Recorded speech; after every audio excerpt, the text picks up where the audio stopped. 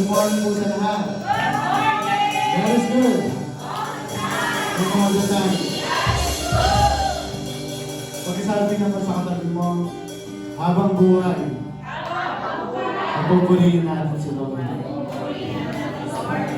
Sa kabila, habang buhay, maglilingkod tayo sa Panginoon. Ngayon na po ang Lord. Hanggang sabihin mo, habang buhay, pagpupurihan ka. Habang buhay, maglilingkod sa'yo. Habang buhay, pag-ibig ko sa'yo'y iaalay. Sige, isa pa. Habang buhay, magpupurihan ka. Habang buhay, maglilingkod sa'yo. Habang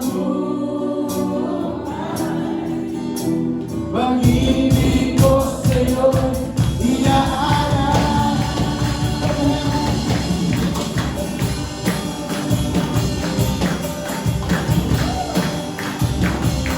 Ano mga kinakaya?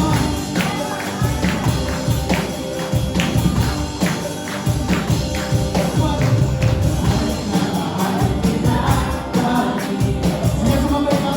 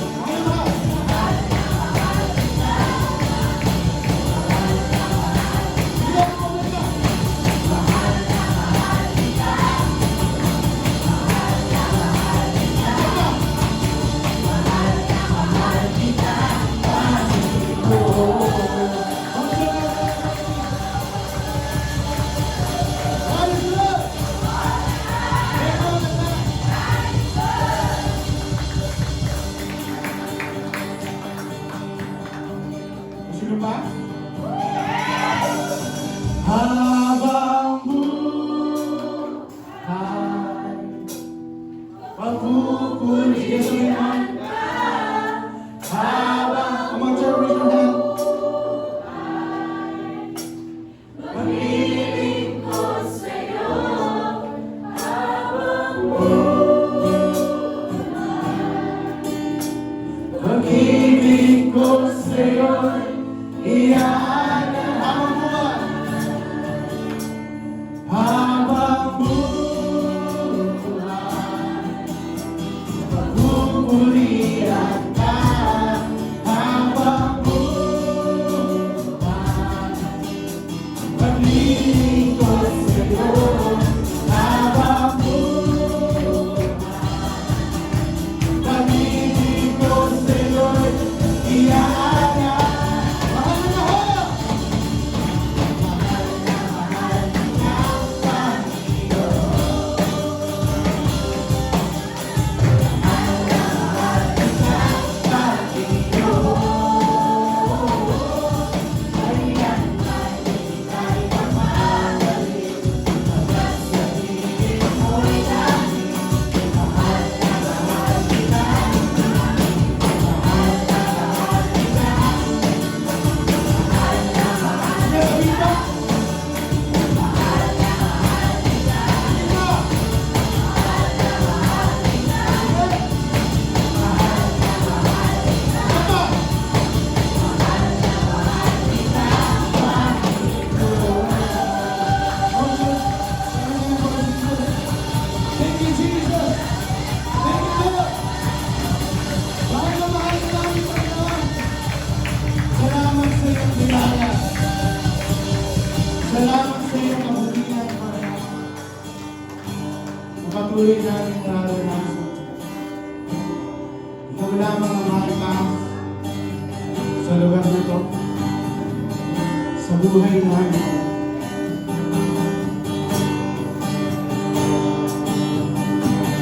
Thank you, Jesus. Sige ako salamatin po sa Lord. He's good. Thank you, Jesus.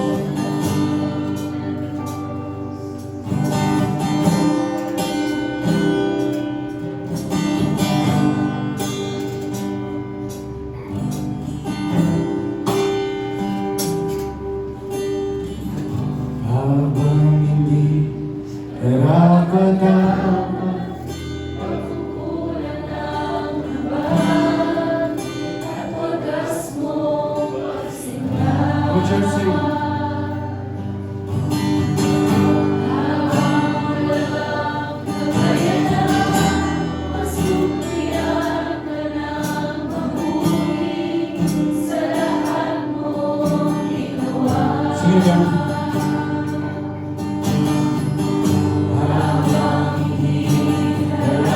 Karapat-dapat, pagkukulang ng laban at wagas mo pagsingaw. Habang walang kakayanan, masuklian ka ng mabuti sa lahat mong ginawa. Ihatag mo ako sa aking kaluguran. Ibig mo ako ang di kayang tunghasan. O Diyos ng lahat, ang at kaswiran, kahit minsan hinabatiran ang kabandalan ng walang hirap. Salamat sa tuntulang biyaya mo, O Diyos.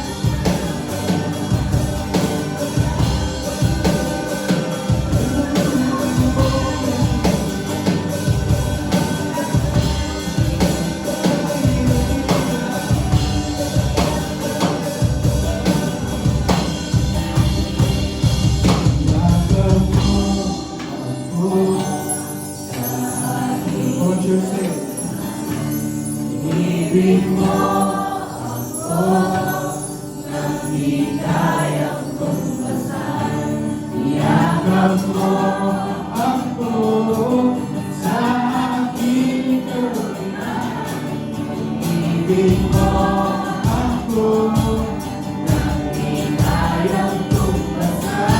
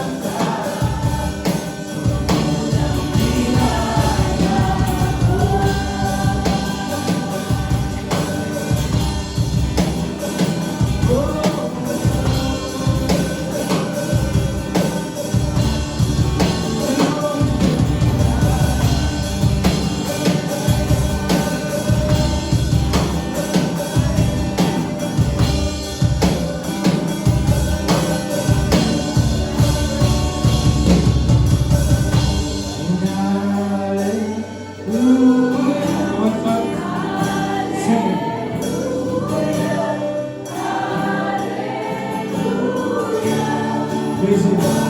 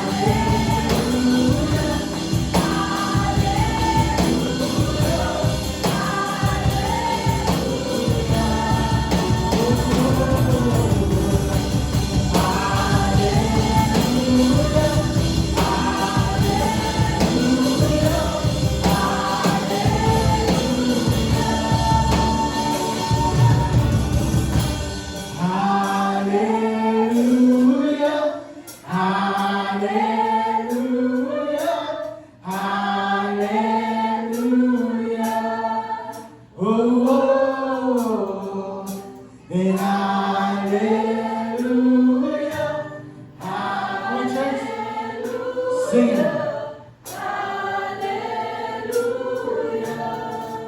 Oh, oh, hallelujah, hallelujah, hallelujah. Oh, oh, hallelujah, hallelujah.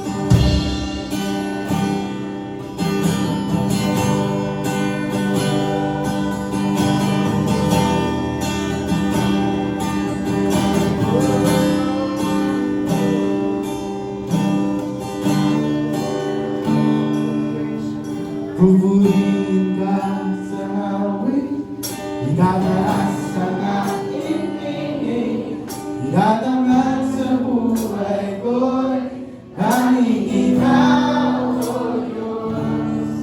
Higit pa sa kalangitan, ang iyong kalwalhatian, dakilaan mo'y di mapapantayan. Come on, sing it. Pupurihin ka sa awit, itataas ang aking tingin, itatanggap sa buhay ko'y tanging ikaw, O Diyos. Higit pa sa kalangitan, ang iyong kalwalhatian, dakilaan mo'y di mapapantayan. Pupurihin ka sa awit, itataas ang aking tingin, itatanggap sa buhay ko'y tanging ikaw, O Diyos. Higit pa sa kalangitan, ang iyong kalwalhatian, dakilaan mo'y di mapapantayan.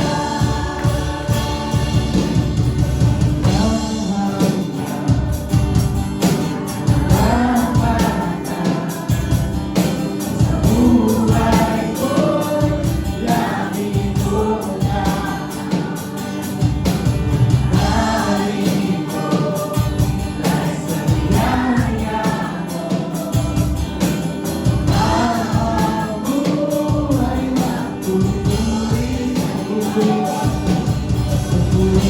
ka sa awit, itataas ang aking tingin, itatanggap sa buhay ko'y tanging ikaw, O Diyos. Higit pa sa kalangitan, ang iyong kalwalhatian, dakilaan mo'y di mapapantayan.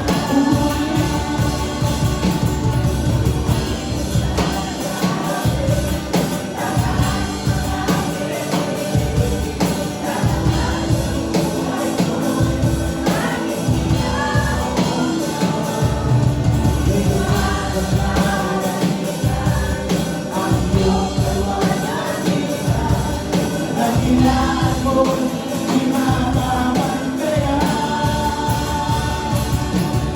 Jesus, sa'yo ang kapurihan, ang malatian, sa'yo ang magpapagayaan. Jesus, sa'yo ang karangalan, kapangyarihan, sa'yo ang magpapagayaan. Jesus, sa'yo ang kapurihan, ang malatian, sa'yo ang magpapagayaan. Jesus, sa'yo ang karangalan, kapangyarihan, sa'yo ang magpapagayaan. Pupurihin ka sa awit, itataas ang aking tingin, itatanggap sa buhay ko'y tanging ikaw, O Diyos. Higit pa sa kalangitan, ang iyong kalwalhatian,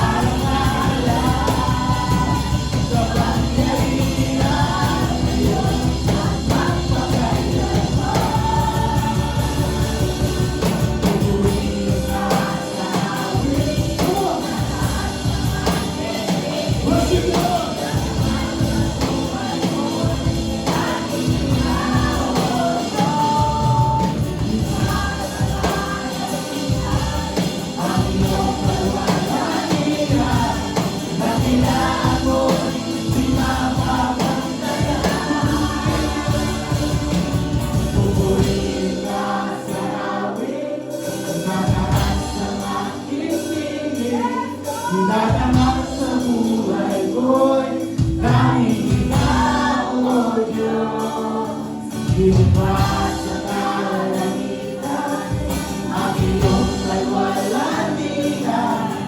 Dakilang mo'y pinapapantayan. Pupuri ka sa awit, lahat ng aking piling. Tataman sa buhay ko, tanging ikaw, O Diyos. Iwas sa kalangitan, ang iyong kalwalhatian. Dakilang mo'y pinapapantayan.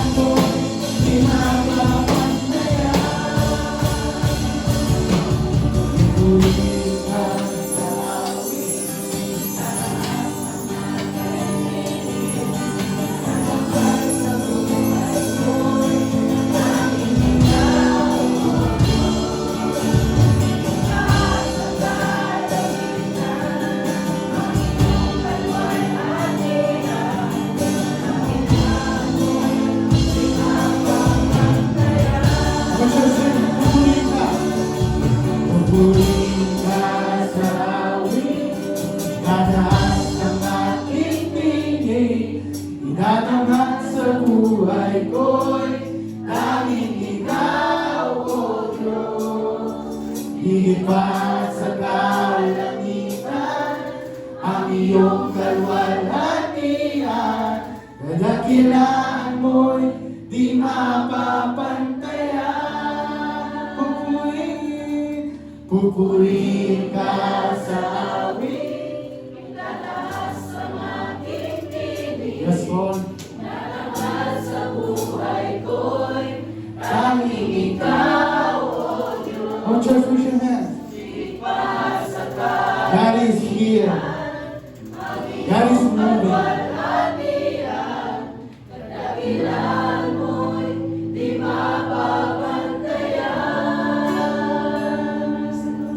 Pupuri ka sa awit, itataas ang aking tinig. Itatanggap sa buhay ko'y tanging ikaw, O Diyos. Higit pa sa kalangitan, ang iyong kalwalhatian. Dakilaan mo'y di mapapantayan.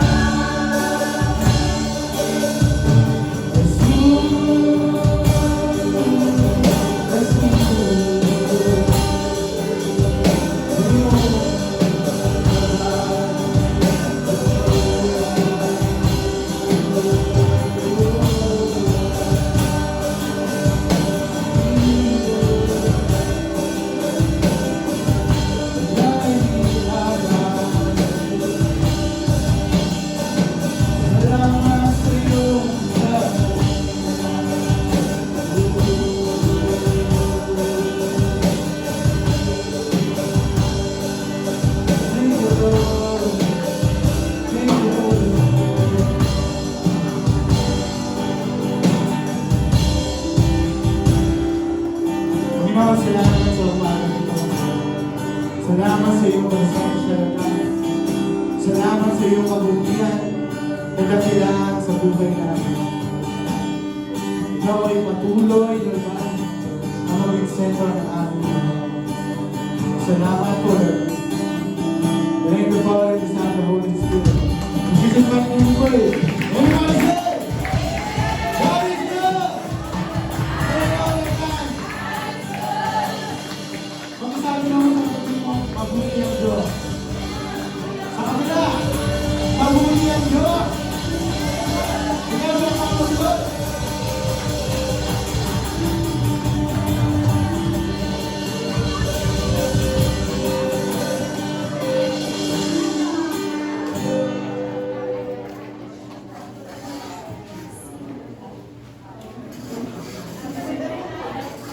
Praise God! Magandang umaga po sa ating lahat. I'm so happy to see you. Amen. Sige po, we can all be seated. At yung mga kids po ay sumama na sa kanilang Sunday school teacher.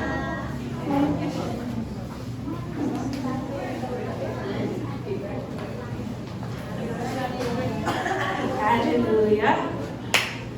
Sige po. Are you excited for the word of the Lord? I'm so blessed po sa ating praise and worship this morning. Hallelujah. Talagang we can feel the presence of the Lord. Welcome po once again sa ating pong simbahan, True Vine World Harvest Church. Masaya po kami that we are here with you. At we are so blessed. Amen? Tayo po muna ay manalangin so that we can welcome the presence of the Holy Spirit. Sige po, Lord, salamat po sa umagang ito. We are so privileged that we are here in your presence. Lord, salamat. Salamat. Ang prayer po namin this morning is that God, your voice, ang pong marinig ng bawat isa na narito. Lord, patuloy na turuan niyo po kami, ituwid, palakasin, bigyan ng pag-asa, inspirasyon, Lord, na kailangan po namin sa aming buhay. Mag-usap ka po personally sa bawat isa na nandito, and even those who are listening or will listen to this online broadcast, Lord. We pray for your power to move in our mind, in our spirit, in our soul, sa aming pong buhay.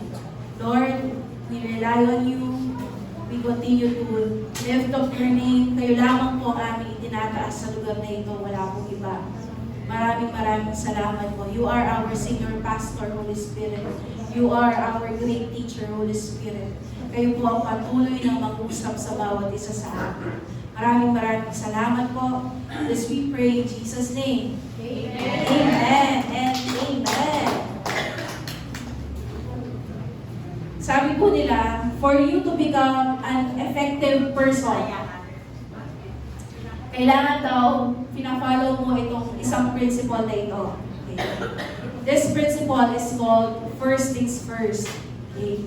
Ibig sabihin, ang mga effective na tao, okay, pag sinabing effective, nagagawa mo yung dapat gawin. Okay.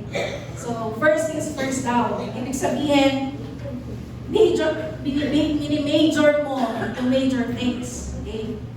Hindi mo masyadong pinapansin yung mga minor things. Okay. So, atin yung mapa na yan. Okay. Let me illustrate by this story. Okay. So, meron pong isang professor, nagdala siya ng glass jar sa kanilang klase. Okay. With the glass jar, meron siyang dalang malaking bato, okay, and maliliit na bato at buhangin. Okay. So, ginawa niya in front of the class, pinasok niya yung mga una doon sa glass jar, yung mga malalaking bato. Okay. So, nilagay niya siguro mga 4 or 5 piraso because they're so big. And then, tinanong niya yung class, kasya pa ba yung mga maliliit na bato na dala ko? Yes or no? Yes. Kasi on the glass jar, meron pang mga crack, di ba? Meron pang mga siwang para magkasya yung mga medyo maliliit na bato. Okay? So what he did, in-add niya ulit yung mga maliliit na bato. And then the next question is, class, kasya pa ba yung buhangin dito sa glass jar? Kasya pa? Yes, di ba? Kasi meron pa rin mga singit-singit na walang laman. Okay? So, ang ginawa niya, ibinuhos niya yung buhangin na dala niya. So, ang sabi niya, class, puno na ba yung glass jar? Not yet? Not yet? So, may nagsabi, sabi niya, hindi pa po, sir. Kasi pwede pa po yung tubig. Sabi niya. Okay? To fill up the jar. Okay. So, ato yung paano sabihin ang ikwento mo. The big rocks represent yung mga major and important things na priority natin dapat in life. While yung mga maliliit na bato, these are the second things na less important. At yung mga buhangin are the distractions in life. Imagine if the professor first filled up the jar with the sand or buhangin. Magkakasya pa ba yung maliliit at malalaking bato? Hindi na, di ba? Dahil mapupuno yung jar ng buhangin, which represents distractions or mga hindi makabuluhang bagay sa ating buhay. Amen? Kapatid, paano mo pinupuno yung buhay mo ngayon? Nauuna ba ang buhangin kesa doon sa mga malalaking bato? Okay. So, alam niyo po, ang pinaka-major or important thing sa buhay ng tao is to know God. Knowing God. One of the major things na dapat laman ng jar, which represents your life, major, kasama dun sa bato, okay, minalaking bato. Number 1 is knowing God. Kasi po, how can we love someone na hindi natin kilala? How can you love someone na hindi kayo close? Diba? Hindi mo siya kilala. Kaya po, one of the major things na dapat pinepursue mo, hinahabol mo sa buhay mo is knowing God. Amen? Amen. Sabi po ng Matthew 7 verse 21, marami ang tumatawag sa akin ng Panginoon, pero hindi ito nangangahulugan na makakapasok sila sa kaharian ng langit. Ang mga tao lang na sumusunod sa kalooban ng aking amang nasa langit ang mapapabilang sa kanyang kaharian. Kaya nga kapatid, hindi po garantiya na ikaw ay nag-a-attend tuwing Sunday na makakapasok ka sa kaharian ng Diyos. Ang sabi po dito, kahit na sabihin mo, Lord, Lord, Panginoon, Panginoon, kahit na meron kang head knowledge kung sino ang Panginoon, you know the name of God, di ba? Ang dami mong alam sa Bible, pero sabi dito, kung hindi mo sinusunod ang kalooban ng Ama, hindi ka mapupunta o makakapasok sa kanyang kaharian. Kaya one of the major things na priority dapat ng buhay mo is to know your Creator. To know your God. Amen? Sabi po ng John 17:3, at ito ang kahulugan ng buhay na walang hanggan. Ito daw ang ibig sabihin. Ito dapat para magkaroon ka ng buhay na walang hanggan. Ang makakilala ka ng mga tao na ikaw lang ang tunay na Diyos at makilala rin nila na ako ang sinugo mo. Jesus was speaking directly to the Father while yung mga disciples niya are listening. No, sabi niya, this is the meaning of eternal life. Hindi lang yung mabuhay ka ng walang hanggan doon sa piling ng Diyos, but eternal life is a relationship with God and Jesus Christ. Amen? So to know God means to have a personal relationship with Him. Yung lumalakad ka every day, every second ng buhay mo, aware ka na kasama mo ang Diyos. Amen? One of the major things in life is to know God. Amen? At this morning, I would like to introduce to you itong character ng Diyos na ito, na talagang matindi yung kaya niyang ibigay na pag-asa sa atin. Amen? So, ano yung character na yun, Ate Wilma? Okay? So, ang character po ng Diyos na matinding magbigay ng pag-asa is that God is faithful. Ang Diyos ay tapat. Sabi po ng Panaghoy or Lamentations chapter 3, verse 22 to 23, ang pag-ibig at awa ng Panginoon ay walang katapusan. Iyan ang dahilan kung bakit hindi tayo lubusang nalipol.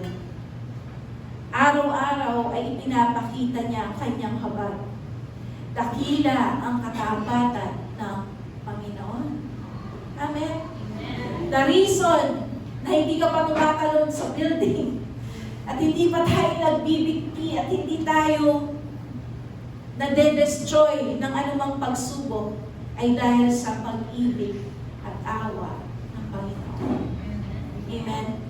Because God is faithful. Sabi po dito, dakila ang katapatan ng Diyos. Amen? Deuteronomy 7:9, sabi niya, isipin nyo na ang Panginoon na inyong Diyos ay iisang Diyos. Matapat siya at tinutupad niya ang kanyang kasunduan hanggang sa mga salin-lahi ng mga nagmamahal sa Kanya at sumusunod sa Kanyang mga utos. Alam niyo po, sinasabi ng Deuteronomy 7:9, ang Diyos ay matapat sa Kanyang mga pangako. Naniniwala po ba kayo na lahat tayo pwedeng gumawa ng pangako, pero hindi lahat sa atin makakasigurado na kaya natin tuparin yung pangako na yun? Halimbawa, sinabi mo, Brad, sige sis, o kaya Brad, sis, sige, datang kong 9 o'clock a.m. Pero hindi mo kontrolado kung ikaw ay matatraffic, umalis ka na, let's say, ng 7 a.m. Ang allotted time lang ng travel mo is 1 hour. So, mga 8 a.m. nandun ka na. Pero hindi mo kontrolado na what if may na-aksidente sa daan, may na-traffic, o kaya biglang bumaha. Okay? Hindi mo alam, baha pala doon sa dadaanan mo. Amen? Pero nangako ka na ikaw ay darating ng ganitong oras. Amen? Pwede kang mangako, pero dahil sa limitado ang ating kakayanan at marami tayong hindi kontrolado sa buhay na ito, hindi mo kayang siguraduhin na kaya mo talagang tuparin yung sinabi mo. Pero po ang Diyos na pinaglilingkuran, sinasamba natin, tinatawag natin, ay tapat. Ang sabi niya, hanggang sa mga salin-lahi ng mga nagmamahal sa Kanya at sumusunod sa Kanyang mga utos, siya'y magiging tapat. Grabe, no? Hindi lang siya nangako sa'yo, but even doon sa anak at mga kaapu-apuhan mo, kapag mahal mo ang Diyos at sumusunod ka sa Kanya, siya'y magiging tapat. Amen? Grabe po yung ating Diyos na pinaglilingkuran. Kaya nga, Ate Vilma, anong relevance ng ating dinidiscuss ngayong umaga ito? Kasi po madami sa atin, habang tayo ay buhay, ang problema po, ang pagsubok, ang trials, ang challenge, hindi po yan natatapos. Kahit na sabihin mong mayaman ka, ang mga mayayaman, marami din problema. Amen? Hindi mo porket may pera ka na, wala ka ng problema. Diba? Amen? Kaya nga po, titignan po natin that God is faithful. Amen? Sabi po ng 1 Corinthians 10:13, walang pagsubok na dumarating sa inyo na hindi naranasan ng ibang tao. Ngunit maaasahan natin ang pangako ng Diyos na hindi niya tayo pababayaang subukin ng higit pa sa ating makakaya. Kaya kung dumaranas kayo ng pagsubok, gagawa siya ng paraan para mapagtagumpayan niyo ito. Amen? Yung palang pagsubok, problema, hindi na yan bago sa mundo. No? Kaya hindi ka na dapat magtaka, ba't ka na ako pamilyari ni? Bakit sa akin pa ito nangyayari? Matsura yan pala gupit. May hagayon. Amen? Alam niyo po, sometimes, hindi sometimes kung ano kasi yung pinag-focusan mo, yun ang namamagnify, yun ang lumalaki sa buhay. Tama po ba? Parang kumuha ka ng magnifying glass. Yung dapat na maliit lang, pag tinutok mo yung magnifying glass doon, di ba lumalaki? Ganun din po yung power of focus. Kung ano yung pinag-focusan mo, yun ang lumalaki. Kaya tanungin mo yung katabi mo ngayon, saan ka nakafocus? So maganda ako sa pangit. Amen? Sabi po ng Bible, no, sa verse na ito, hindi ka daw hahayaang masubok ng higit sa iyong kakayanan. No, kaya kung dumaranas ka ng pagsubok, sabi niya, Gagawa si Lord ng paraan para ikaw ay magtagumpay. Alam niyo po, ang problema, hinahayaan po minsan yan ni Lord sa buhay natin. Hindi po para tayo ay ibagsak o palumpukin. Kung hindi para po tayo ay magtagumpay. Amen? Paano ka lalakas kung wala kang pagsubok na pinagtagumpayan? Amen? Let me show you a video. This is what was happening in northern part of Gaza. I-compare mo yung problema o pinagdadaanan mo dito sa nararanasan ng mga batang ito.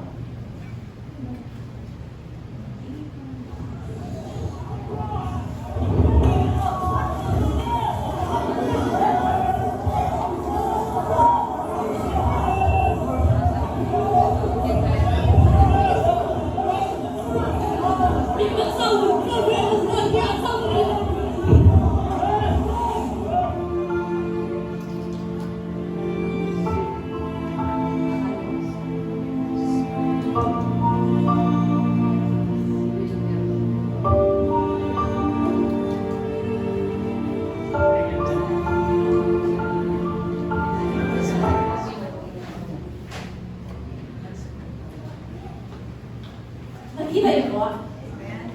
Malaki ba ba yung problema mo? Bintang, no? Di ka lang nakapag-merienda sa mga ng pakiramdam mo. Lord!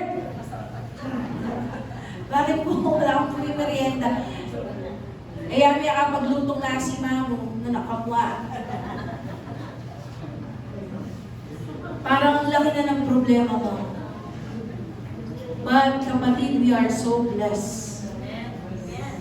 The fact that there's no war in our country, that we have peace, we have clean water, and we can not just 3 times a day, minsan 5 times a day, nag-unlimited ka pa once a week. You are so blessed. Kapatid, when you focus on what is missing in your life, parang sasabihin mo, pasan ko ang daigdig. But the fact is, you are so blessed. Amen? Alam niyo po yung mga bata na yon, mostly sa kanila ay, ulila. Because yung kanilang mga parents ay nasabugan, namatay. No? Biruin mo yon, yung nahulog na pagkain doon sa lupa, talagang nakita mo yung desperation na nilagay doon sa backpack. Amen?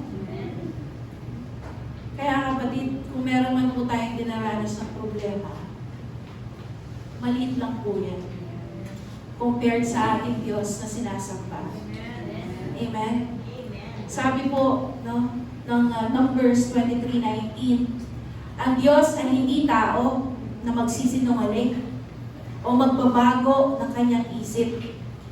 Nagsasabi ba siya ng hindi niya ginagawa? Nangangako ba siya ng hindi niya tinutupad? Hallelujah! That's the God that we serve. A God who cannot lie. Amen? Kaya tanong ko sa iyo, kapatid, meron ka bang pangako na pinanghahawakan mula sa Diyos? Kung wala pa, magbasa ka ng Biblia mo. Humanap ka ng word na manggagaling sa Panginoon. Lord, ano po yung pangako mo para sa buhay mo ngayon? Alam niyo po, there are only remaining 3 months bago po matapos ang taong 2025. At ang ating faith, no, ang ating laging dinideclare is that ang taong 2025 is a year of breakthrough sa bawat isa sa atin. No? Kung wala ka pong pinangahawakang salita ng Diyos, ano ang i-claim mo sa Panginoon when you pray? Lord, sinabi ko ito. Diba? So dapat meron ka pong pinangahawakan na salita ng Diyos. At alam niyo po, ito yung maganda sa Panginoon. 2 Timothy 2:13. Kung hindi man tayo tapat, mananatili siyang tapat. Dahil hindi niya may kakaila ang kanyang sarili. Grabe, di ba? Kapatid, maraming pagkakataon, hindi ka naman nagtatapat sa Diyos eh. Pero sabi ng word ni Lord, mananatili siya tapat. Dahil ang Diyos ay tapat. Amen? Hindi mo nakabase sa performance mo ang katapatan ng Diyos. Hindi mo nakabase sa iyong aksyon ng kabutihan ng Panginoon. Sabi nga ng Romans 8:28, this is one of my life verse. Hindi mo ba man siya kilala, wala ka pang relasyon sa Kanya, namatay na siya para sa'yo. Amen? Amen. Kaya sabi dito, bakit ka merong pag-asa? Number 1, because your God is faithful. Amen? Tapingin mo yung katabi mo. Merong pag-asa. Amen? Tingnan niyo po yung example ni Peter. No? So, di ba yung storya po ni Peter na naglakad siya sa ibabaw ng dagat? No? So, di ba, pagkatapos nilang pakainin yung 5,000 people sa disyerto, sabi ni Jesus sa mga alagad niya, mauna na kayo, sakay na kayo sa boat, sulod na lang ako. No? And then, after noon, nauna yung mga disciple, so, bigla silang meron nakitang anino na naglalakad sa ibabaw ng dagat. Sabi niya, ay, multo. And then sabi ni Jesus, huwag kayong matakot, ako ito. And then sabi ni Peter, Lord, kung kayo po yan, sabihin mong lumapit ako sa'yo. At sabi niya, sige, lumapit ka, Peter. So, that's a time na nakapaglakad siya doon sa ibabaw ng dagat. No? Pero dahil lumakas ang alon, okay, nawala yung kanyang focus sa ating Panginoon. No? Napunta na doon sa malalakas na alon, malalakas na hangin. No?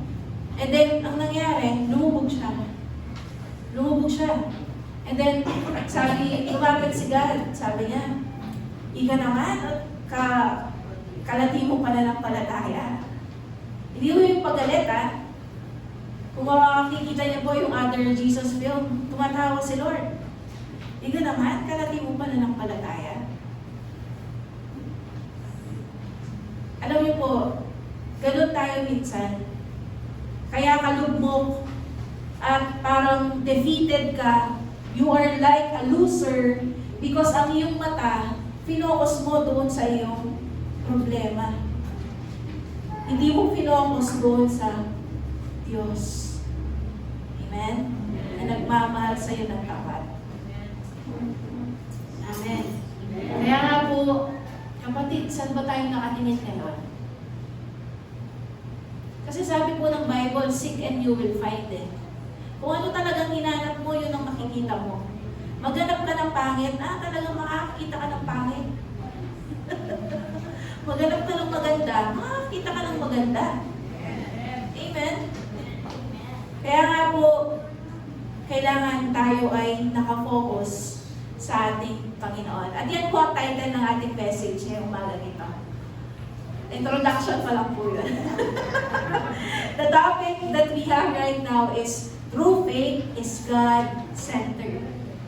Ang totoong pananampalataya ay nakasentro sa Diyos. Sabi po ng Hebrews 12:2, ito ang encouragement sa atin. Ituon natin ang ating paningin kay Jesus na siyang sandigan ng pananampalataya natin mula sa simula hanggang sa katapusan.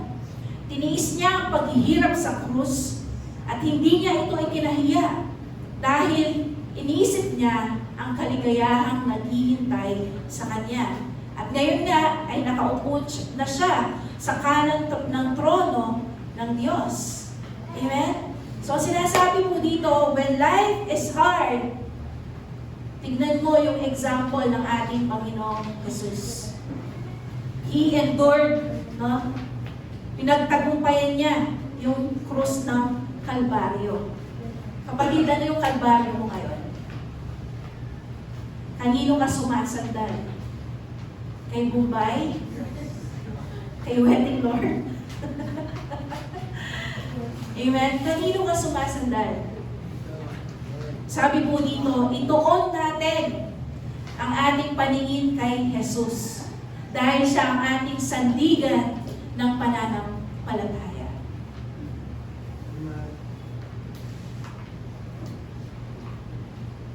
Ang sabi po ganyan, ang ating pong mga paghihirap ay temporary lang. But the joy ahead is eternal. No? Temporary lang yung ating paghihirap. Hindi naman lagi masakit ang ulo natin. Hindi naman lagi masakit ang bulsa natin. Amen? Hindi naman po tayo lagi umiiyak. No? Ang sabi po dito, the joy ahead of us is eternal. No? And pagtiwalaan po natin ng Diyos na nag-umpisa po siya ng magandang gawain sa ating buhay, tatapusin niya po yan hanggang sa katapusan. Amen. 1 Peter 1:6-7. Dahil dito, dapat kayong magala sa kabila ng iba't ibang pagsubok. Dahil ang mga pagsubok na ito ay panandalian lang. At dapat niyong maranasan para masubukan kung talagang tunay ang pananampalataya niyo. Katulad ng ginto, sinusubok ito sa apoy para malaman kung tunay o hindi. Pero mas mahalaga ang pananampalataya natin kaysa sa ginto na nawawala. Kaya kapag napatunayang tunay ang pananampalataya niyo, pupurihin kayo at pararangalan pagdating ni Hesus Kristo. Amen? Kapag bumibili ka ng alahas na ginto, hindi ba sinusubok mo rin kung talagang ito'y tunay o hindi? Ang mga sanglaan, before mo sila kumuha ng mga alahas, tinitesting muna nila. Ginagasgas, tapos merong liquid na pinapatak. Pag nag-iba ng kulay, totoo yun, parang gano'n. So meron silang test na ginagawa ang ating pakayang pananampalataya. Susubukin din ito kung talagang ito'y tunay o hindi. Titingnan kung saan ito gawa. Gawa ba ito sa stick? Gawa ba ito sa kahoy? Gawa ba ito sa bakal? O sa talagang purong ginto? Amen. Kaya huwag na po tayong magtaka kapag tayo dumadaan sa mga pagsubok. Amen. Dahil ito po'y ipinapahintulot ng Diyos para sa ating kabutihan. Amen po ba? May nakukuha po ba tayo? Amen. Meron daw pong 4 na characteristics ang tunay ng pananampalataya. Ang abbreviation po nito na ginamit ko is good. Okay? Ang faith daw, ang totoong faith daw ay good. Ang ibig sabihin ng good is, for G, it's God-centered. For O, it is obedient. For C, it is ongoing or progressive. And D, ito'y dedicated or surrendered sa ating Panginoon. Pero isa lang po tatakin ko. Kasi baka hindi tayo matapos. So number 1, true faith is God-centered. Pag sinabing God-centered, ito'y nakatuon, ito'y nakabase sa Panginoon, hindi po sa ating performance, hindi sa ating kakayahan. Okay? It's not about the size of your faith, but it's about the object of your faith. Example, ang taas ng pananampalataya mo, nakikita ka sa isang investment na ito. Okay?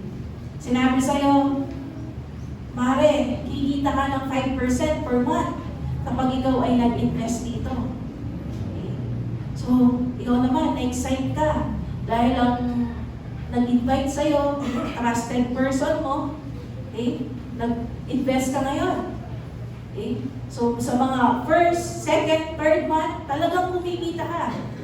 Hanggang sa dinagdagan mo pa yung investment mo. Dahil tumataas, tumitindi yung faith mo na talagang kikita ka dito sa investment na ito. Pero kapatid, kahit na sobrang taas ng faith mo, kung yung object of your faith ay scam, mag-scam ka pa din. Amen? Kung yung object of your faith ay mali, hindi matibay, ito'y magko-collapse pa din. Thank you. Amen? Nakakasunod po ba? It's not about the size of your faith. It is about the object of your faith. Kanino ka ba sumasampalataya? Amen? Kung yung ating mga sinasampalatayanan ay kagaya ng mga flood control project na ginawa. Grabe, kawayan ang nasa loob, imbis na bakal.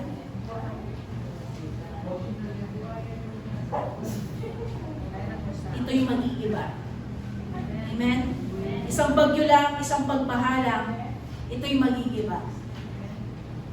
Kaya nga kapatid, kahit anong taas ng pananampalataya po natin, kung sa mali ka nananampalataya, wala po itong kwenta.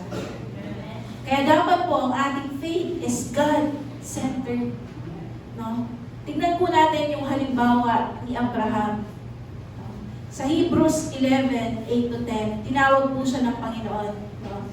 Sabi po dito, dahil sa pananampalataya, sinunod ni Abraham ang utos ng Diyos na pumunta sa lugar na ipinangako sa kanya. Umalis siya sa bayan niya at hindi niya alam kung saan siya pupunta. Kasi sabi lang ni Lord, wala pang Google Maps noon, wala pang Waze. No? Ang sabi lang ng Panginoon, umalis ka dyan sa country nyo, sa pamilya mo. Biruin mo at the age of 75. Kumbaga sa ating ngayon, nasa retirement days na siya. Established na siya, okay na siya, nandun yung friends niya, nandun yung barkada niya, nandun ang pamilya niya. I mean, the life that he knew ay nandoon. Pero sabi ng Panginoon, umalis ka dyan. Pumunta ka doon sa lugar na ituturo ko. Because of his faith sa Diyos, sumunod po siya. Sabi ng verse 9, dahil din sa pananampalataya na to, nanirahan si Abraham sa lupaing ipinangako sa kanya ng Diyos. Kahit nasa tolda lang siya tumira, na parang isang dayuhan. Tumira rin sa tolda yung mga anak niya, si Isaac, yung kanyang apong si Jacob, na ngayon tagapagmana rin ang pangako ng Diyos. Sapagkat ang talagang inaasahan ni Abraham ay isang lungsod na may matibay na pundasyon na Diyos mismo ang nagplano at nagtayo. Amen? Kapatid, kung ano man ang binabalak mo sa buhay, kapag hindi mo kasamang nagtayo ang Panginoon, kapag hindi mo kasamang nagsimula ang Panginoon, babagsak yan. Amen? Pag-umpisa ka ng relasyon na mali, na hindi mo sentro ang Diyos, nag-umpisa ka ng business o trabaho, iniwan mo ba ang Diyos? Hindi na nga siya ang sentro, iniwan mo pa? Hindi ka tatagal. Amen? Sabi ni Abraham, ang inaasahan niya ay ang Diyos ang nag-establish sa kanya. Kaya nga tolda lang eh. Biruin mo, di ba, tingnan mo, ang picture ng temporary ay tolda.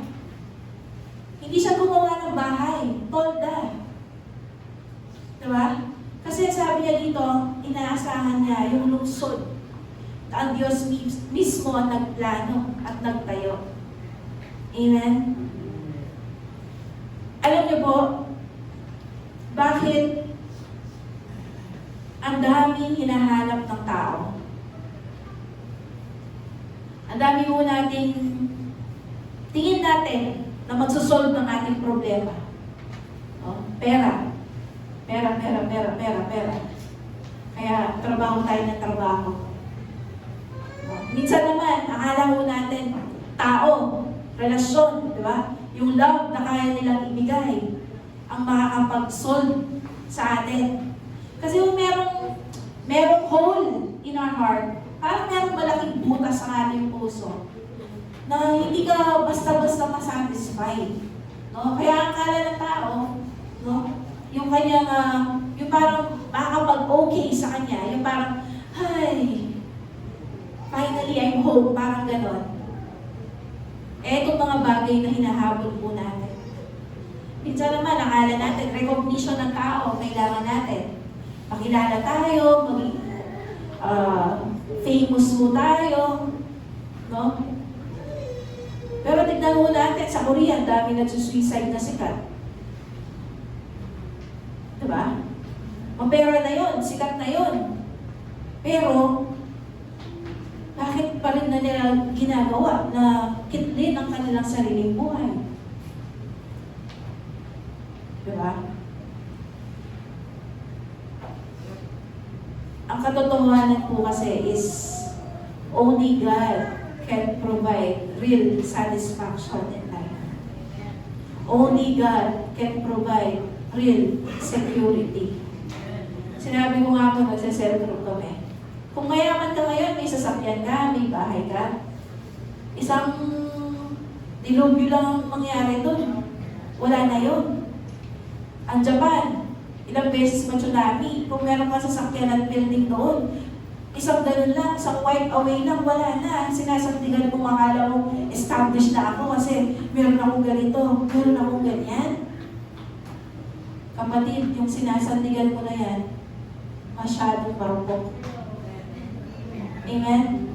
May savings ka na 1 million sa bangko, sabihin mo, ay okay na ako, may emergency fund ako. Isang pagkaka-hospital mo lang, maisiyo ka ng ilang linggo. Sabi na, 2 linggo, wala na yun. Amen? Only God can provide real security. Basta kasama mo ang Diyos, magiging matatag ang buhay mo, kapatid. Amen? Kaya nga po, sino bang sinasandigan natin? True faith is God-centered. Ang totoong pananampalataya, nakaangkla, at ang sentro, ang pundasyon, ay ang Diyos na buhay. Psalm 127 verse 1. Kung wala ang tulong ng Panginoon sa pagtayo ng bahay, walang kabuluhan ang pagtayo nito. Kung wala ang pag-iingat ng Panginoon sa bayan, walang kabuluhan ang pagbabantay nito. Amen? Kung wala ang tulong ng Panginoon, andiyan na yung gawan mong sikap, ka ma-establish. Amen? Kasi po, ang nagtatayo, ang nagbibuild ay ang Panginoon. Walang kabuluhan ang pagtatayo kung hindi mo kasama ang Diyos. Amen? Wala rin, sabi dito, kung wala ang pag-iingat ng Panginoon sa bayan, sa buhay mo, pamilya mo, walang kabuluhan ang pagbabantay nito. Pansinin nyo, ginagawa naman ng mga tao yung part nila eh. Nagbibuild sila, nagbabantay sila dito. Pero sabi dito, wala pa rin kabuluhan ng effort mo, kapatid, kung hindi mo kasama ang Diyos. Amen? Kung hindi mo ang Diyos ang foundation ng marriage mo, ng career at business mo, ng pag-aaral mo, at ng pamilya mo, tumatayo ka sa parang shaky na foundation. Na isang pitik lang, babagsak at masisira ang tinayo mo. Amen? Kaya nga po, kailangan makita natin na ang kailangan ko ang Diyos. Ang makakapag-satisfy sa akin ang Panginoon. Kasi, tignan niyo po, no? Sabi sa Acts, bakit pa sumunod si Abraham sa Diyos? Kasi, first time po siya tinawag ng Panginoon eh. At bakit po siya sumunod? Ang sabi ng Acts chapter 7, verse 2 to 3. To this he replied, brothers and fathers, listen to me. The God of glory appeared to our father Abraham while he was still in Mesopotamia before he lived in Haran. Leave your country and your people, God said, and go to the land I will show you. The key word that I would like you to focus on this verse is the God of glory appeared to our father Abraham. Alam niyo ba kung bakit ang daling iwan ng tao ang Diyos? At gawin niya, yung tingin niya ay makakapagpa-unlad, makakapagpa-establish ng kanyang buhay. Because they never really saw the glory of God. Ano ba yung glory of God? Hindi ko maintindihan. Okay? Glory of God ay yung kapangyarihan ng Diyos, yung kanyang character, na ang Diyos ay pag-ibig, siya ay tapat, no? Siya ay banal, siya ay makapangyarihan, siya ay makatotohanan, no? He is divine and powerful. Kapatid, kapag hindi mo na-realize sa sarili mo, kapag hindi mo nakita na walang kapatay ang Diyos sa buhay mo, lagi kang maghahanap. Lagi kang maghahanap.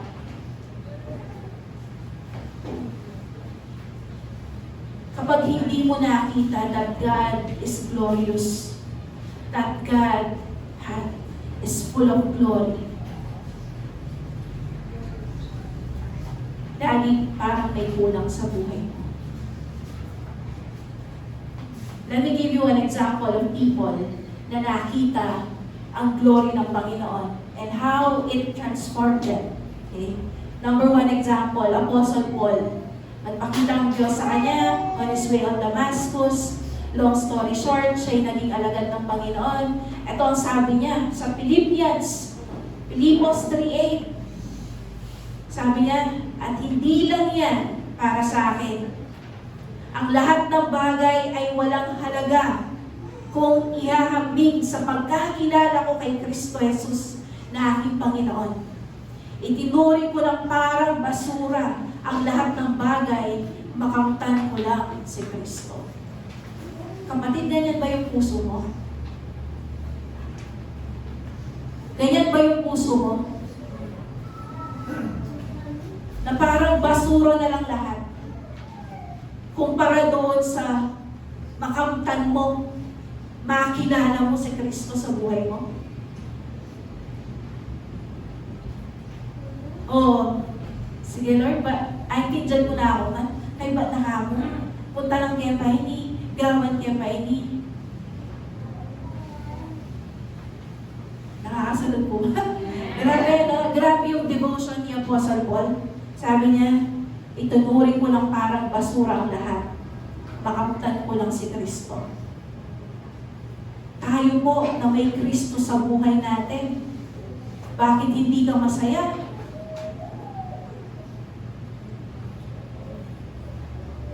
Hindi mo yan yung katabi mo. Amen? David, second example. Psalms 84:10. Sabi niya, ang isang araw sa inyong templo ay higit na mabuti kaysa sa 1,000 araw sa ibang lugar. O Diyos, mas gusto ko pang tumayo sa inyong templo. O Diyos, kaysa sa manirahan sa bahay ng masama. Maganda nga ang bahay mo, wala naman ang Diyos. Pumunta ka nga sa isang magandang lugar, kung hindi mo naman kasama ang presensya ng Diyos, wala. Amen? Amen. Grabe oh.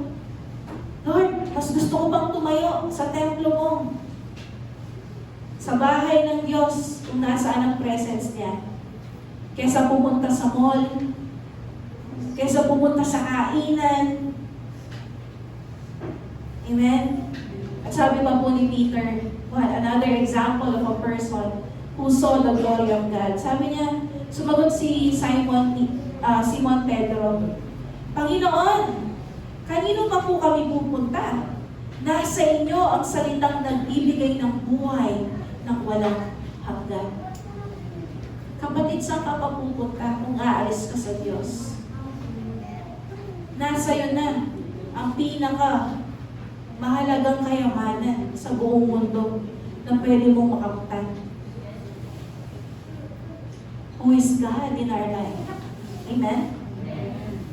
Saan ka pa pupunta? Diba? Sabi ni Pedro, saan pa ako pupunta, Panginoon? Nasa inyo ang mga salita na nagbibigay ng buhay na walang hanggan. Kapatid, hanggat hindi ho natin nakikita na walang kapantay ang Diyos, we will never respond in awe and worship. Amen? Kasi ho, madalas ang liit ng tingin natin sa Diyos. Ang liit ng tingin mo natin sa Diyos. Amen? Example, ito pong tubig na ito. Siguro mga, gaano ba kabigat to? 500 ml to, no? O sabihin mo na 500 grams. Walang 1 kilo. Kalahating kilo ako na. Wala ako sa bigat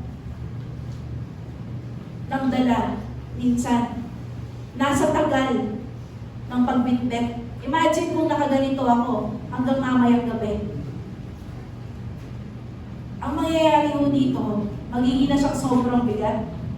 Hindi na siya parang 500 ml lang. Baka parang ano na siya, isang balde o isang toneladang tubig. Dahil ang tagal ko ng bitbit. Amen? Madalas ganyan ho tayo sa Panginoon. Bitbit ho natin ang problema. Hindi natin kaya pagtiwalaan ng Panginoon na pag ito binigay niya, ipinatong mo sa Kanya, kaya niyang dalhin. Akala mo ikaw dapat lagi mag-solve. Amen? Gano'n mo nakatagal bitbit yung problema mo at hindi mo pa sinosurrender sa Diyos. Oh. Diba? Ang gaan lang. Dahil lang tagal mo nang bitbit. Parang bigat na tuloy. Amen? Kapatid, kung hindi mo makikita yung glory ng Panginoon, yung Kanyang kapangyarihan sa buhay mo, hindi ka mag-worship sa Kanya, hindi ka ma-in-love sa Kanya, hindi ka hahanga sa Diyos. At lagi kang merong hahanapin dahil akala mo, ang sagot ay nasa labas. Ang sagot po ay nandoon. Tumingala ka, kapatid. Amen? Naalala ko yung kwento yung nakapulot siya ng pera sa daan. Nakapulot siya ng 500. So, anong nangyari, every time na lumalakad siya, hindi na mo siya nakatingin ng diretso. Ang lagi niya ng tingin ay nakalayoko. Dahil baka makahanap na naman siya ng 500. Amen? Kapatid, kailangan matutuwa tayong tumingin sa taas.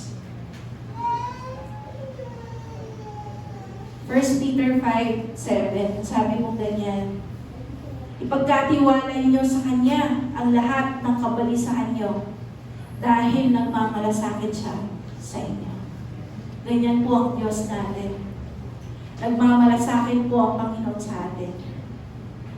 Kung meron po tayong worry, meron po tayong pagsubok sa buhay, alam po ng Diyos dyan. Inaantay niya lang po tayo lumapit sa Kanya at magtiwala. Amen? I-surrender sa Kanya ang ating kabalisahan, ang ating mga worry, ang ating mga anxiety. Amen? Ito ang challenge ko sa mga tatay at nanay. Okay? Bilang pang wakas. Ito po ang challenge ko sa inyo, mga nanay, mga tatay. Turuan niyo po ang inyong mga anak na mahalin ang presence ng Panginoon. Na mahalin ang Kanyang salita at mag-worship sa Kanya. Kung ikaw naman po ay leader, pastor, cell leader, turuan mo yung mga tao na inaalagaan mo na mahalin ang presensya ng Panginoon. Amen? Kung ikaw ay panganay sa pamilya, meron kang impluwensya sa iyong mga kapamilya, sa iyong mga kapatid. Ikaw ang mag-akay sa kanila, papunta sa presence ni God. Amen? Kasi po, kapag malabnaw ang faith natin, wala mo itong natamalan nyo, pag malabnaw, walang substance. Okay? Yung ating faith, it is a weak faith. Kaya nga po kapatid, kailangan talaga makita natin that God who called us is glorious. Kagaya ho ni Abraham, he saw the God of glory. Makita mo that God is glorious. Amen? Sabi po ng Acts 7:55-56, ito po yung storya na si Stephen, nakita niya yung glory of God. Pinagbabato na siya. Kasi nag-share siya ng gospel. Dun sa lugar na yun, persecute siya. Pinagbabato siya hanggang sa mamatay siya. Bago siya malabutan ng hininga, nakita niya bumukas yung langit. Nakita niya si Jesus and His glory. Ang sabi niya ganyan, no?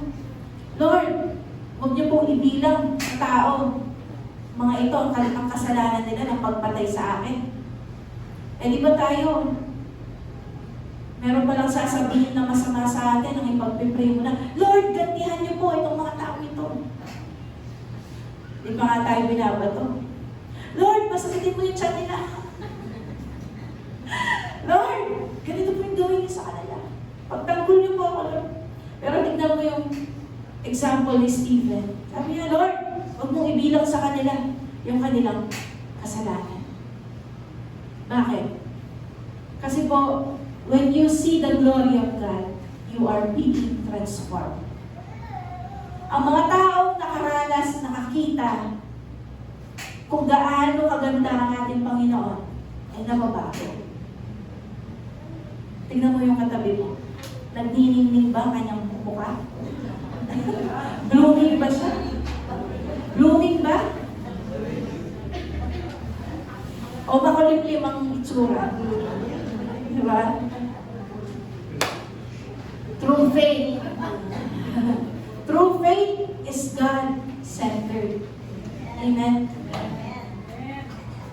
Ang faith po natin nakabase sa ating Panginoon. Kung sino siya, dahil siya ay Diyos na tapat. Amen? Kaya nga po, Abraham believed God, ang sabi ng Galatians. Naniwala, sumampalataya siya sa Diyos. Kaya siya itinuring ng Diyos na matuwid. Kaya maliwanag po na ang mga nananalig sa Diyos, ang mga tunay na anak ni Abraham. Bago pa ito nangyari, ay ipinahayag na ng kasulatan na pawawalang sala ng Diyos ang mga hentil. Tayo po yun. We are Gentiles. Kapag hindi ka Hudyo, ang tawag sa iyo ng Biblia ay hentil or Gentile. Okay? So, ang sabi dito, ang magandang balitang ito ay ipinahayag na kay Abraham. Sa pamamagitan mo, ipagpapalain ang lahat ng bansa. Kaya po tayo ngayon ay mga anak ng Diyos. Even though hindi po tayo hentil, ay anak din po tayo, even though we are Gentiles at hindi po tayo Jews, no? Ay anak din po tayo tinuturing ni Abraham. So kung ano po yung promise ng Panginoon kay Abraham, ay yun din po ay nakalaan para sa atin. Because of true faith. Sabi niya, dahil sumampalataya ka, you will be called righteous. Amen? Hindi ho dahil sa gawa mo. No? Kasi sabi ng Bible, wala namang nakaabot sa glory or standard ng Panginoon. Everyone falls short of the glory of God. Nandito ang Diyos, nandun po tayo sa ilalim. Only God, no, can level us doon sa kanyang standard. Okay? Anong ginawa ng Panginoon? Ibinigay niya po ang kanyang bugtong na anak, ang ating Panginoong Yesus, para po bayaran ang ating lahat ng kasalanan. Amen? Kaya po ito ay tinatawag na favor ng Lord sa atin. Diba? Pag sinabing favor, wala kang ginawa pero binigyan ka. Sweldo, kapag nagtrabaho ka, tapos binigyan kita. So hindi yun favor. Ito po, yung ginawa ng Panginoon sa atin na ginawa ka niyang righteous because of your faith on His Son. No? Kasi sabi ng Bible, walang makakalapit sa Ama kung hindi sa pamamagitan ng kanyang anak, who is our Lord Jesus Christ. No? Because sabi ni God, I am the way, the truth, and the life. No one comes to the Father except through me. Kaya mo yung ating pananampalataya, wala sa ating gawa, wala kay pastor, wala sa simbahan na ating inaatenan, kung hindi sa Diyos lamang po nabuhay. Amen. Kaya po our faith is God-centered. Amen. True faith is God-centered. Kaya kapatid, sa umaga po ito, I hope and pray na masabi po natin na yung kagaya ni Apostle Paul, I've fought the good fight, I have finished the race, I have kept the faith. Kung meron ka pong dapat matira sa buhay mo, ayun ay ang pananampalataya mo sa Diyos. Amen.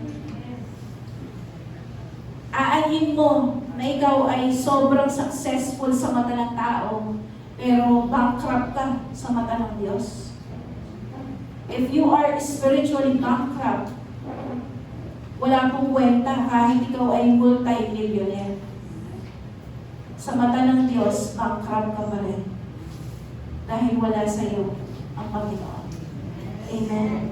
Kaya kapatid, let's fix our eyes on our Lord Jesus Christ. Amen. Yung ating faith, hindi ho sa ating gawa, effort, no? Hindi lamang po doon sa ating sarili, galing, knowledge, kung hindi talagang sa ating Panginoon. Zechariah 4:6, it's not by might, it's not by power, but it is through the Holy Spirit. Sa pamamagitan lamang po ng tulong ng Panginoon, doon po tayo magiging matatag. Kahit anong pagsubok na ating daanan, basta kasama natin ng Diyos. Amen? Meron kang hawak na salita niya. Kaya kapatid, let us learn to love the presence of God, the Word of God. Amen? And ang resulta nun, mag-worship po tayo malagi sa Diyos. Amen? Tumayo po tayo lahat at tayo po'y manalangin at awitin po natin itong kantang ito. It is like a prayer for us. Ang Diyos ang ating matibay na sandigan. Amen? Lord, salamat po sa iyong salita. Tunay nga po, ikaw lamang ang strong and true foundation ng aming buhay. Ikaw, Lord, ang aming pong pupurihin, sasambahin. Sa inyo po kami sasandal, Panginoon. Kapatid, sa oras na ito, kung sa mga nakalipas, nag-doubt ka sa Panginoon, tumalikod ka sa Panginoon, now is the time to say, Lord, patawarin niyo po ako. Hinanap ko to, umalis ako sa presence mo. Umalis ako sa piling mo, Panginoon, para habulin ko itong tao na ito, itong trabaho na ito, kung ano pa man. Come on, just ask the Lord right now for His forgiveness. At i-dedicate kong muli ang iyong buhay sa Diyos.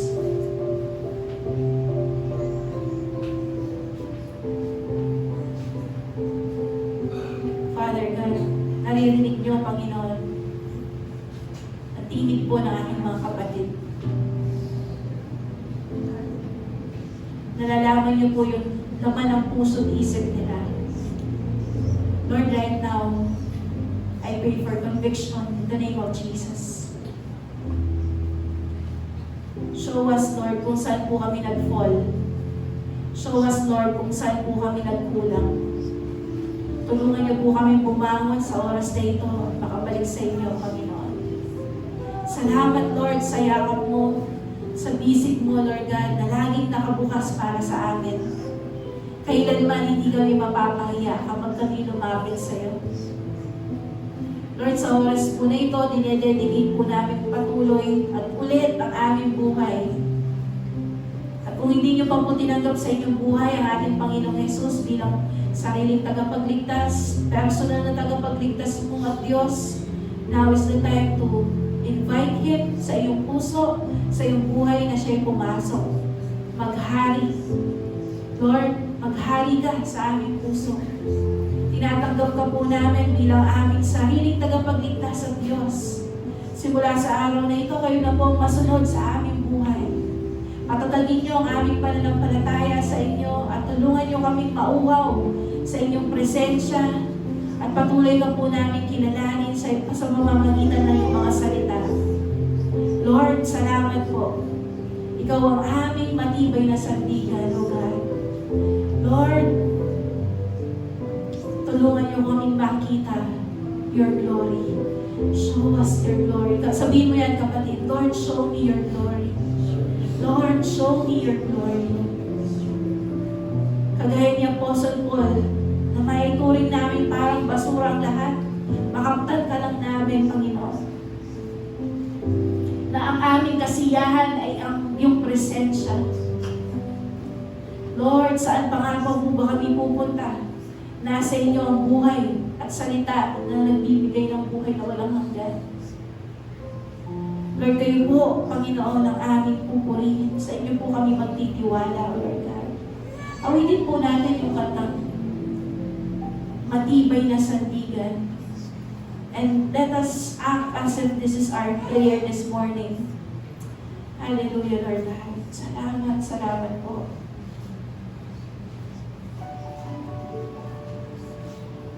Thank you, God. Namnamin po natin yung mga lyrics ng kantang ito. At gawin po natin panalangin. Hallelujah, Jesus.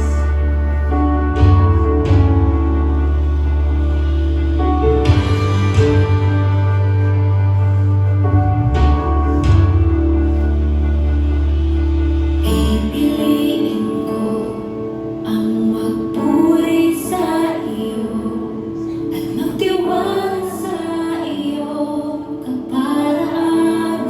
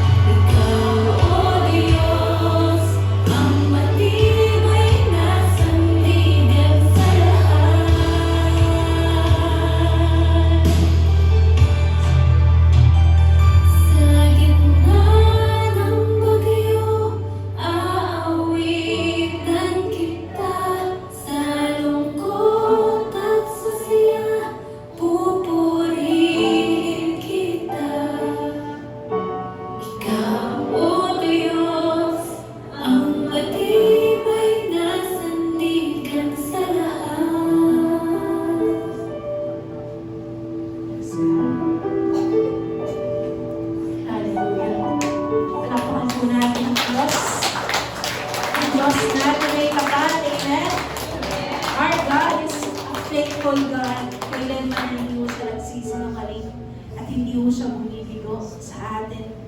Hallelujah. Lord, salamat po. Salamat. Sa inyo po nang gagaling ang tulong namin na kailangan sa aming buhay. Lord, Ikaw ang aming sandigan, kalakasan, at buhay na pag-asa. Kailanman hindi ho kami madedestroy, masisira, dahil Ikaw ang aming kasama, tagapagtanggol. Salamat, Panginoon, Ikaw ang matibay na sandigan sa lahat. Come on, just say right now, Lord, be the center of my life. Lord, be the center of my marriage. Be the center of my career. Be the center of my family. Be the center of our church. Be the center of our nation, O God. Lord, mapalad po ang Diyos na Ikaw, Panginoon ng aming bayan, O God. Salamat po, Panginoon. Sa gitna po ng bagyo, in good times and in bad times, we will continue to worship You. We will continue to put our faith in You, Lord God. Maraming salamat po.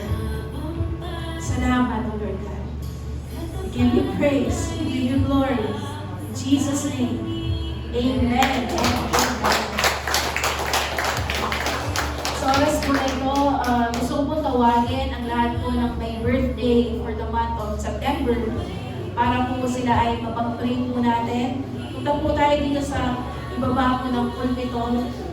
And para po mapag-pray po natin sila kapag makapag-declare po tayo ng blessing. Come on, sige po. Lahat po ng may birthday, bata man, matanda, everyone who is nag-birthday for month of September. Come on. Ayan.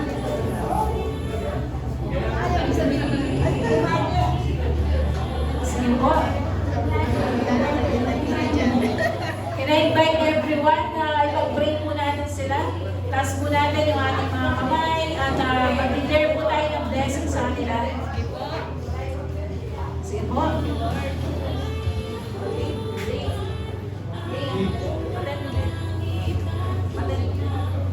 Sige po. In Jesus' name, we declare fulfilled life. In Jesus' name. We declare excellent health, sound mind, joy, and peace of the Lord. We declare na kayo po ay patuloy na mag-aapoy, magiging passionate yung love niyo sa Lord. Kayo po ay patuloy na maglilingkod, susunod sa Panginoon. And I declare breakthrough sa lahat po ng aspeto ng inyong buhay, family life, finances, sa inyong pong health in the name of Jesus. Lord, in the name of Jesus, no, we declare yung protection ng Diyos sa inyo. No, the Lord will give you favor. He will bless your going out and coming in. At patuloy mo kayong bibigyan ni Lord ng knowledge, understanding, and wisdom. Maraming salamat po, Panginoon, sa katapatan mo sa another year that you have added sa buhay po ng aming mga kapatid. Lord, pinagpipray din po namin ang aming po mga kakainin. Ngayon, sa lahat po ng mga naghanda, maraming salamat po. Lord, we praise You and we glorify You. Lord, kayo po ang patuloy na mag-sacrifice sa pagkain po na ito at i-bless nyo ang masayang fellowship po namin ngayong umagang ito. Tanggapin po natin lahat ang pagpapala ng Lord ngayong umagang ito. The Lord bless you. The Lord keep you. The Lord make His face shine upon you. And the Lord give you strong and true faith. In the name of the Father, and of the Son, and of the Holy Spirit, we pray. Amen.